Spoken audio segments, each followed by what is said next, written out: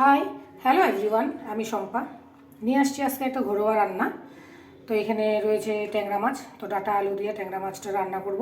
খুব সিম্পল একটা রান্না। ডাটা এইভাবে করে কাটা, আলু ডাটা এইভাবে করে কেটে নিচ্ছি। তো এই ডাটা আলু দিয়ে রান্নাটা করবো আজকে। খুব সিম্পল, দুপুরের একটা পাতলা ঝোল হবে কালো জিরো ফোড়ন দিয়ে। তো দেখতে থাকো। তো মশলাটা নিয়ে নিচ্ছি, দেখতে থাকো।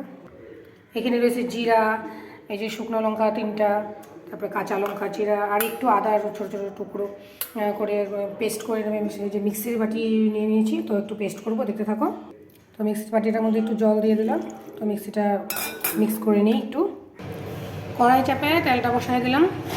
প্রত্যেক দিনের মতো আজকেও অল্প অল্প তেলে মাছগুলো ভাজবো। তো ট্যাংরা মাছগুলো ছেড়ে দিলাম।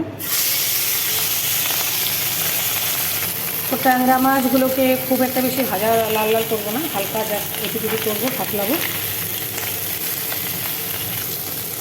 কে কে ডাটা আলু দিয়ে এরকম ট্যাংরা মাছ ঝোল খেতে ভালোবাসো? আমার তো ভীষণ ভালো লাগে, খুব টেস্ট হয়। অ্যাকচুয়ালি পাতলা ঝোলই ভালো, হেলদি হয়। এই মাছটা সর্ষা দিয়েও রান্না করলে বেশ খেতে ভালো হয়, কিন্তু আজকে সর্ষা দিয়ে রান্না করছি না, আজকে ডাটা আলু দিয়ে রান্না করব।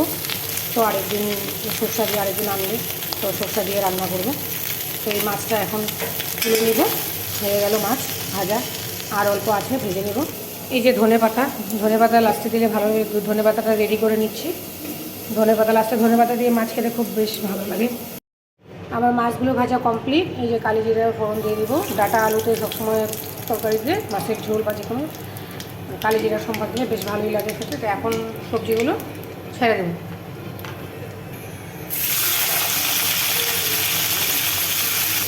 এই যে হলুদ লবণ দিয়ে দিলাম।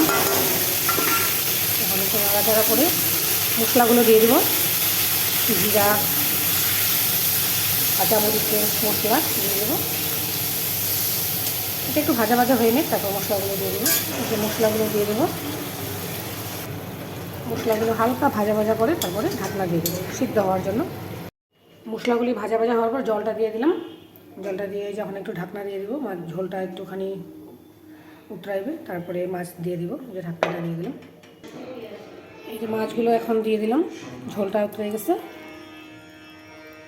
এই যে মাছগুলো এখন দিয়ে দিলাম। মাছগুলো এখন একটু নাড়াচাড়া করে নেবো, একটু উতরাবে, ঢাকনা দিয়ে দেবো একটু।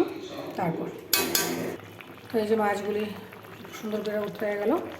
এখন গ্যাসটা অফ করে ধনেপাতা দিয়ে দেবো। রান্নাটা খুব সিম্পলভাবে অ্যাকচুয়ালি পাতলা ঝোল ভালোই লাগে। চাইলে আবার বহুত কিছু দেওয়া যায়, আর অনেকে আবার পেঁয়াজ দিয়ে খায় ভালোবাসে।